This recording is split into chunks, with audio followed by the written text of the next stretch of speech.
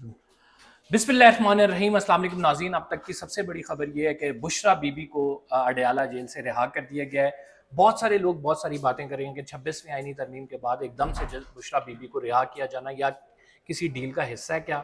हम इस केस का पूरा डायसेक्शन करेंगे, आपको बताएंगे कितने मुकदमात थे, किस तरह से रिलीफ जो है वो अदालतों से मिला है। मियां गुल हसन औरंगजेब की जानिब से जो ऑर्डर सुनाया गया फाइनली उस पर इंप्लीमेंटेशन होगी। इमरान खान साहब के लिए एक बहुत बड़ी खबर, एक बहुत बड़ा रिलीफ।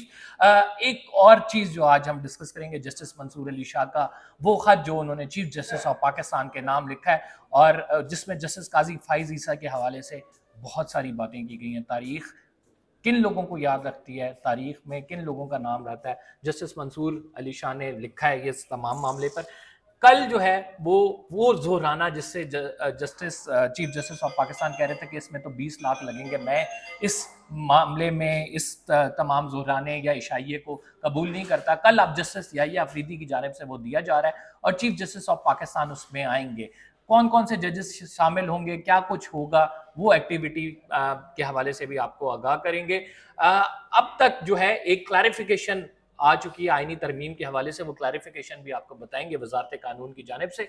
साकिब बशीर मेरे साथ मौजूद हैं। जो सबसे इंपॉर्टेंट मामला है वो बुशरा बीबी के हवाले से है। बुशरा बीबी पे आपको पता है 9 मई के मुकदमात थे, फिर बुशरा बीबी पे तोशा खाना रेफरेंस था, फिर इसी में उनकी गिरफ्तारी हुई और इसी में जस्टिस मियां गुल हसन औरंगजेब जो कि हाई कोर्ट के जज हैं, उन्होंने ये केस सुना और उसके बाद उनको जमानत दी गई। यहाँ पे ये बताना जरूरी है कि बुशरा बीबी पे इससे कबल जो तमाम मुकदमात थे उसमें जमानत हो चुकी थी। ये केस था जो कि रहता था। साकिब बशीर से इसकी तफसीलात पूछते हैं कि बुशरा बीबी को फाइनली जो है रिहा कर दिया गया, लेकिन तासुर देने वाले ये तासुर दे रहे हैं कि 26वीं आईनी तरमीम के बाद कहीं कोई डील हुई है जिसमें पीटीआई का जो वो रोल बताया जा रहा है कि बुशरा बीबी जो है रिलीफ मिल गया है, आगे आने वाले दिनों में मजीद रिलीफ मिलेंगे। तो ये बेसिकली इस्टेब्लिशमेंट के लोगों की जानिब से, जो आपको पता है उनके माउथ पीस है, उनकी जानिब से ये तासुर दिया जा रहा है। क्या कहेंगे?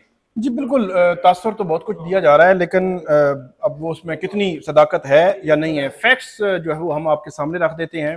10 माह एक खातून को आपने जेल में रखा है।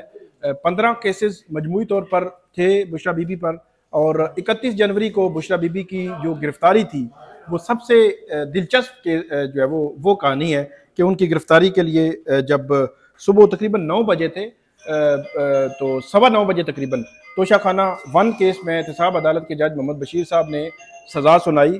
तो ऐसे तासुर मिल रहा था जैसे अभी थोड़ी देर बाद बनी गाला के इर्द गिर्द पुलिस लग जाएगी और जो है वो कैमरे भी लग जाएंगे, मीडिया भी पहुंच जाएगा कि अभी जो है वो बुशरा बीबी को गिरफ्तारी के तमाम इंतजामात मुकम्मल कर लिए गए और सारा कुछ खबरें चलेंगी। लेकिन हैरान कौन तौर पर जैसे ही खुद चली गई, जैसे ही जो अडयाला जेल में सजा हुई तो उससे एग्जैक्टली 15 मिनट के बाद वो अडयाला जेल के गेट पर और अडयाला जेल से अंदर चली गई और पूरी तैयारी के साथ वो वहाँ पे पहुंची और उनको एक पूरा दिन जो है वहाँ पे ठाए रखा जो काम थे अडयाला जेल के। और उसके बाद शाम को उनके बकौल के उनको शाम को वहाँ से निकाला और ये कहा कि हम आपको रेस्ट हाउस में रखेंगे, लेकिन बनी गाला उनको पहुँचाया गया।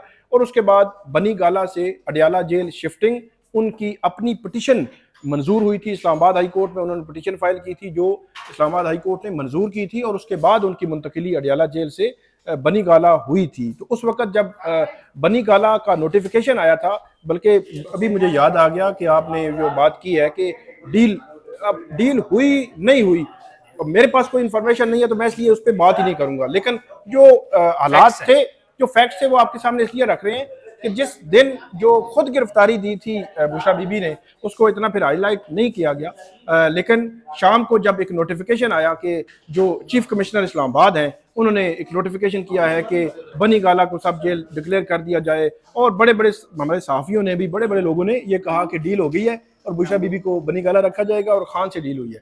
अच्छा, बनी गाला शिफ्टिंग हो गई। अगले दिन एग्जैक्टली 1 फरवरी को अडयाला जेल में जो है वो था एक केस था, वहां पे पहली दफा अडयाला जेल में बुशरा बीबी ने मीडिया से बात की और मीडिया से बात करते हुए उन्होंने कहा कि मुझ पर ये इल्जाम लगा रहे हैं कि मुझे जो मैंने बनी गाला शिफ्ट होके डील की है। उन्होंने कहा कि मैं अभी कह रही हूँ, अभी चंद घंटे भी नहीं हुए। एक तो उन्होंने कहा कि मुझे इन्होंने जो है वो धोखे से लेकर गए कि इन्होंने आपने कहा कि आपने वहां रखना है, यहाँ सिक्योरिटी के मसाइल हैं। और दूसरे नंबर पे इन्होंने कहा कि मैंने कहा है, मैंने किसी को नहीं कहा। और उन्होंने ये भी कहा कि अभी मैं कह रही हूँ कि मैं यहाँ अडयाला जेल से जाऊंगी नहीं, आप मुझे यहीं से अडयाला जेल शिफ्ट कर दें। तो इससे बड़ी मेरे ख्याल बात नहीं होती। फिर उन्होंने शिफ्ट नहीं किया, फिर उन्होंने पिटीशन फाइल की, उसके बाद शिफ्टिंग हुई। और वो जो उस वक्त बातें हो रही थी डील की, तो वो फिर डील की बातें कहाँ जो वो रह गई, वो एक अलग सवाल है। उसके बाद आगे बढ़ते हैं कि उनके जो केसेस की आप बात कर रहे थे, केसेस 15 केसेस बनाए गए। एक चीज इसमें क्लियर ये हो गई कि बुशरा बीबी ने अगर डील करनी होती तो वो उसी रेस्ट हाउस में रहती हैं, बनीगाला रहती हैं अपने घर में, लेकिन वो तो खुद जाके गिरफ्तारी दे रही हैं और उनकी पिटीशन मंजूर हो रही है, गिरफ्तारी भी उसके बाद 2-3 महीने अडयाला जेल में। तो फिर एक बंदा जब वहां तक इतनी मुश्किलात काट रहे तो आप जाके डील क्यों? बिल्कुल बिल्कुल। असल में मसला ये है ना कि वो डिस्क्रेडिट आपने करना है किसी को, एक क्रेडिट मतलब हमें भी वो क्या कहते हैं कि उससे वो कंजूसी से काम नहीं लेना चाहिए। जिस बंदे का जो क्रेडिट है, आपने कहा था कि 3-4 दिन खान नहीं गुजार सकेगा जेल में, तो उसने 16 माह गुजार लिए हैं, ठीक है, 4 दिन नहीं गुजार सकता था। आपने कहा था कि वो जो बुशरा बीबी जेल में जाएगी तो खान जो है वो लेट जाएगा या डील कर लेगा, तो वो उसने तो 10 माह जेल गुजार के अब वापस आ रही है, तो अब उसको डील का नाम दे के उसको डिस्क्रेडिट कर रहे हैं। मैंने अभी जो है दूसरी वीडियो में बयान भी किया है कि रिसेंट पास्ट में अगर आप उस लेवल पे कि ये एक प्राइम मिनिस्टर की अहलिया है, इसी तरह नवाज शरीफ साहब, नवाज शरीफ, मरियम, शहबाज शरीफ, हमजा शहबाज, जो उनकी लीडरशिप से भी अपर की बात करें कि उनके टॉप के जो 4 लोग हैं। इसी तरह अगर बात करें कि हम आसिफ अली जरदारी, तो फरियाल तालपुर, तो उनकी, तो इन पॉलिटिकल पार्टीज में अब मरियम नवाज ने भी जो जेल काटी वो मेरे ख्याल 2-2.5 माह इधर थी, 1 माह शायद लाहौर में, इस तरह, तो ये 3-4 माह बनती है। तो इसी तरह जो फरियाल थी उनकी भी इतनी नहीं थी जेल, बहुत ज्यादा, मतलब चंद 2-3 माह थी, या मुझे एग्जैक्ट याद नहीं, 10 माह जो जेल काटी, लेकिन 10 माह जेल काटी है रिसेंट पास्ट में खातून ने, जो उसकी प्राइम मिनिस्टर की अहलिया थी, और उसको आप जो है वो कह रहे थे कि वो उसकी कमजोरी बन जाएगी, वो नहीं बनी।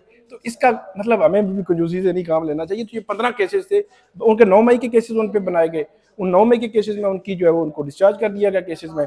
तोशा खाना 1 की सजा इस्लामाबाद हाई कोर्ट मुअत्तल कर चुकी है, इद्दत केस में वो बरी हो चुकी हैं, मतलब 15 में से 12 केसेस में बरी हुई, एक इद्दत केस 13 केसेस में वो बरी हुई, और 2 केसेस में, मतलब एक तोशा खाना 1 में जमानत हुई और तोशा खाना 2 में कल जमानत हुई। तो ये 15 केसेस हैं, 2 ट्रायल अभी भी चल रहे हैं उनके खिलाफ, 1 तोशा खाना 2 और 190 मिलियन पाउंड। तो वो देखना है कि वो ट्रायल में अब कैसे आगे होता है। लेकिन ये सूरत हाल है, 10 माह जेल गुजार के वो बाहर आ रही हैं, उसको अब उस खाते में डाल दे दो, जो डालने हैं डालते रहे, कोई भी डाल सकते हैं, कोई भी तासुर दे सकते हैं। अच्छा, दूसरे एंड पे भी मैं बात कर दूं, इतना वर्स्ट सिनेरियो है, इतनी मतलब जुल्म भी हमने देखा कि बहुत सारे लोगों के जुल्म भी हुआ, तो उस सिनेरियो में आप इसको नजरअंदाज भी नहीं कर सकते, क्योंकि अगलों का क्या है कि 10 माह रही है तो क्या है, 10 माह और रखेंगे हम, तो चले। हाँ, ये दूसरी साइड का भी है कि भाई एक के बाद दूसरे केस में डाल देते हैं, हाँ, अभी भी डाल देते, तो क्या 190 मिलियन पाउंड में कोई निकाल देते हैं वो सिस्टम। लेकिन तो वैसे ही, लेकिन साकिब साहब 190 मिलियन पाउंड में भी उनकी जमानत हो चुकी है, जी, बाकी कोई केस बचा नहीं था, जी, ये भी एक फैक्ट है। जी जी तो डालते तो क्या एमपीओ ऑर्डर्स के तहत डालते हैं, तो ये एक बड़ा इंपॉर्टेंट फैक्ट है जो कि हमने देखना है। लेकिन एक चीज जो है ना, लास्ट आपसे सवाल पूछेंगे, वो ये है कि अब जस्टिस काजी फाइज ईसा जो है, कल वो एक तो जोराना ले रहे हैं, जस्टिस यहिया अफरीदी की जानिब से दिया गया, दूसरा जस्टिस मंसूर का खत बड़ा अहमियत का हामिल है, जिसमें वो कह रहे हैं कि तारीख माफ़ नहीं करती है, और फिर साथ में वो ये भी कह रहे हैं कि मैं इस वजह से स्पेशल बेंचेस का हिस्सा नहीं बना क्योंकि जो ऑर्डिनेंस आया था जिस तरह से उनको निकाला गया। क्या देखते हैं अब आगे आने वाले दिनों में सुप्रीम कोर्ट ऑफ पाकिस्तान में क्या जंग नजर आती है? एक तो 26 अक्टूबर को डिफरेंट सुप्रीम कोर्ट नजर आएगी, इतलात है। जस्टिस मंसूर अली शाह को ना लाना बहुत बड़ी ज्यादती की गई। जो आपने बात की जोहराने की, असराने की या इशाइये की, मैं मतलब एक अजीबो गरीब लग रहा था हमें भी।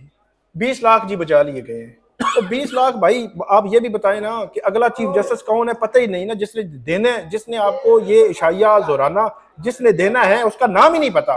20 लाख बचा के पूरे जब वो गांव में ढोल मारा गया है, तो अब अगर फर्ज करें कि अभी दोबारा से वो जोराना होता है और जोराने में खर्चा आएगा, तो वो खर्चा मतलब वो जो खबरें चल चुकी हैं किफायत शारी की तो वो 20 लाख दोबारा वापसी आएगा, वो खबरें वापस अब होंगी। बताता हूँ ना मैं क्या खबरें चला रहे हैं। अब चला रहे हैं कि वो जस्टिस याहिया अफरीदी अपनी जेब से दे रहे हैं, कुछ जजेस भी मिलके दे रहे हैं, अब चंदा इकट्ठा किया जा रहा है उस जुराने के लिए। तो दिस इज रिडिकुलस। यानी आप उस टाइम इसलिए जुराना नहीं ले रहे थे क्यों आपको जस्टिस मंसूर अली शाह से एक्सपेक्टेड था ना कि वो बनेंगे और उनकी एक लड़ाई चल रही थी। अब जस्टिस याहिया अफरीदी बने हैं तो आप पहले उनको मुबारकबाद देने पहुंच गए हैं, अब उनसे जुराने भी वसूल करेंगे। तो मतलब जस्टिस काजी फाइजी साहब अपने लास्ट डे तक किसी बात पे कायम नहीं रहे हैं। साकिब बशीर साहब आपका बहुत बहुत शुक्रिया, आपने हमें वक्त दिया। नाज़रीन, एक जो इंपॉर्टेंट क्लैरिफिकेशन है वो वजारत कानून की जानिब से जारी की गई है, वो ये है कि जो कॉन्स्टिट्यूशनल बेंच है, जो एक तो जुडिशल कमीशन है, उसमें प्रिजाइडिंग जज कौन होगा, सीनियर मोस्ट जज होगा, क्योंकि आईनी तरमीम का जो ये ड्राफ्ट है इसमें लिखा गया है एक तो सीनियर मोस्ट जज होगा, और आज एक वजाहत भी जारी कर दी गई है और उसमें ये कहा गया कि जो आईनी तरमीम के मुसव्वदे में ये बात बड़ी कैटेगोरिकली लिख दी गई है कि जो सीनियर मोस्ट जज होगा वही इस कमीशन का हिस्सा होगा। और फिर साथ ये भी लिख दिया गया कि कोई जज अगर गैर मौजूद होता है या कोई रुकन नहीं होता तो जुडिशल कमीशन का इजलास भी होगा और उसमें जो है फैसले होंगे, और उन जो फैसला है उसको कलअदम नहीं कर सकते या उसे सेटिसाइड नहीं किया जा सकता या इजलास नहीं बुलाया जा सकता। इस हवाले से बड़ी क्लैरिटी दे दी गई है। आइंदा आने वाले दिन सुप्रीम कोर्ट ऑफ पाकिस्तान के लिए बड़े आप ये कह सकते हैं धमाका खेज भी हो सकते हैं। जस्टिस याहिया अफरीदी जब हल्फ उठाएंगे और उसके बाद उन पे बहुत बड़े बड़े चैलेंजेस हैं, जो केसेस आईनी बेंच ने सुनने हैं, उसकी जो भी फॉर्मेशन होती है। कल जो हमारे पास इतलात थी हमने आपके साथ शेयर की कि अभी जो मामला है वो 8 फरवरी के इलेक्शन का है, मिलिट्री कोर्ट्स का है। इसके साथ जो है आपको पता है कि 6 जजेस का लेटर वो भी सुप्रीम कोर्ट ऑफ पाकिस्तान में पेंडिंग है। तो ये इंतहाई अहम नोयत के मामला हैं। फिर इस आईनी तरमीम को अगर चैलेंज किया जाता है तो वो तमाम जो है वो सुने जाएंगे और उसमें क्या फैसला आता है, किस तरह से मामला को आगे बढ़ाया जाता है, ये बड़ा जरूरी है। जस्टिस याहिया अफरीदी किस तरह से उस में रिएक्ट करते हैं। एक और सवाल जो इम्पोर्टेंट सवाल ये है कि सीनियर प्यूने जज कौन होगा, क्योंकि सीनियर प्यूने जज बहुत सारे अदालती मामलात में आपको पता कि उसकी एक एडमिनिस्ट्रेटिव हैसियत होती है।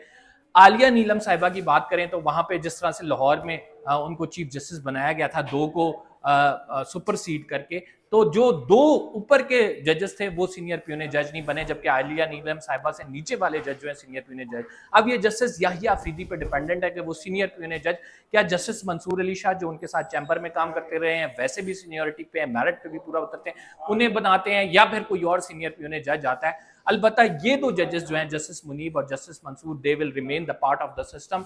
सीनियरिटी में इन लोगों से ऊपर कोई नहीं होगा और हुकूमत के लिए बड़ा मुश्किल हो जाएगा अगर आईनी बेंच की भी तश्कील दी जाती है कि इनको साइड पे रखे, और अगर इनको शामिल करती है तो डेफिनेट सी बात है कि एक ट्रबल जरूर क्रिएट हो सकता है। तो अभी फाइट बड़ी बाकी है, जो भी अपडेट होगी हम आपको बताएंगे। बुशरा बीबी के हवाले से जो एक आम तासुर था कि जी 26वीं आईनी तरमीम के बाद बड़ा रिलीफ मिलने जा रहा है उनको, ये तो वो साकिब बशीर साहब ने आपको खोल के बता दिया कि भाई 15 केसेस थे, 12 में ऑलरेडी जमानत हो गई थी, 1 में आज हो गई है, 2 केसेस जो हैं वो जो पेंडिंग है और 190 मिलियन पाउंड का ट्रायल पेंडिंग है। तो ये तमाम मामला जो हैं वो उसको डील का तासुर देना गलत होगा और अनजस्टिफाइड होगा।